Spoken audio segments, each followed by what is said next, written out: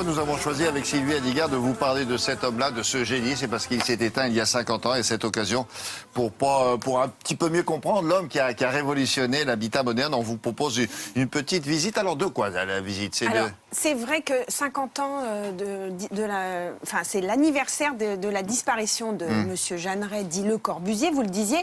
Il va y avoir, mais alors, moult expositions partout en France. C'est pas plus mal. Et en fait, moi je me suis dit, commençons par le commencement. Est-ce qu'on connaît l'homme? Oui, connaissez-vous, c'est ça que vous voulez dire. Oui, je suis fatiguée. Alors déjà, j'ai les mots, ils sont difficiles, mais alors là, ce matin, je pense que ça va être très très dur.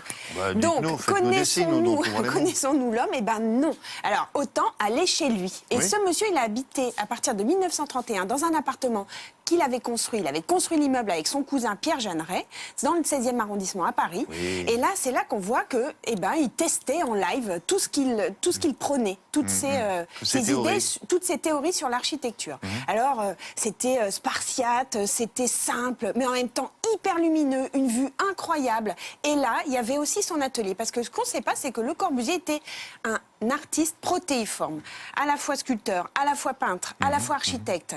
Enfin, un mec hyper intéressant. Comme vous dites. comme bon, je dis. On regarde? On regarde, d'accord.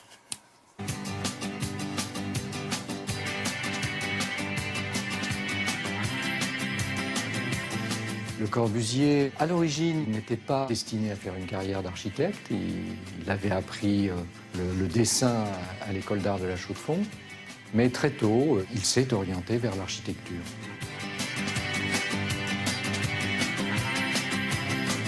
Il faut annuler les effets d'une longue négligence et chercher tous les moyens par lesquels Paris peut redevenir une ville de beauté et d'harmonie. Il a toujours ce souci d'innovation, bien évidemment. Il a ce souci de création. C'est peut-être quand même ce qui fait qu'aujourd'hui, son œuvre est encore si importante aux yeux de beaucoup, parce que c'est une création architecturale et aussi plasticienne. Son architecture n'est jamais ostentatoire, n'est jamais arrogante. Les choses sont proportionnées aux besoins de l'homme. Et c'est valable aussi bien pour son cabanon de Cap-Martin qui faisait 15 mètres carrés. Et c'est valable aussi pour les logements qu'il fait par exemple à Marseille.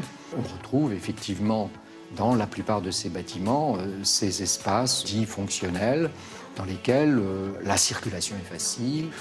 On ne fait pas des choses avec des plafonds à 4 mètres parce que ça va consommer de l'énergie. Il avait déjà intégré très tôt cette notion environnementale. Dans chacun de ces bâtiments, dans chacune de ces œuvres, à chaque fois, il y a le choix très important de la structure du logement lui-même pour faire entrer le plus de lumière possible. Pour lui, c'était la première chose qu'il offrait à l'habitant. Et lui-même expérimente ses créations. C'est un architecte qui accepte de vivre dans l'immeuble qu'il a construit. Et il en supporte les plaisirs, les avantages et puis aussi un peu les inconvénients.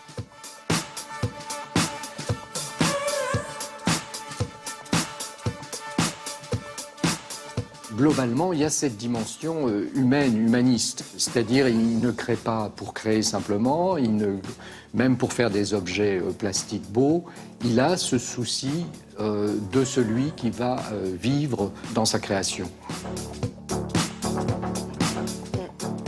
C'est chouette. Mais ça n'a pas pris une ride, ça. C'est magnifique. On s'y sent hyper bien. Vous avez vu, alors le lit, 85 cm du sol pour la vue. Parce que, en fait, ça allait au-delà du balcon, du parapet. C'est incroyable. Bon, il faut être grand pour monter sur le lit ou faire un, deux, trois. Oui, c'est ça. Cet appartement se visite grâce à la Fondation Le Corbusier, très active. Donc allez-y. C'est où? À Paris, dans le 16e. Merci. Au revoir. Au revoir. Dans quelques instants, la suite avec Béatrice Benoît-Godin. On va vous parler d'une exposition. Ça va être un succès fou, ça. Ce que c'est. Je peux pas vous le dire maintenant. Non, je n'ai pas le droit.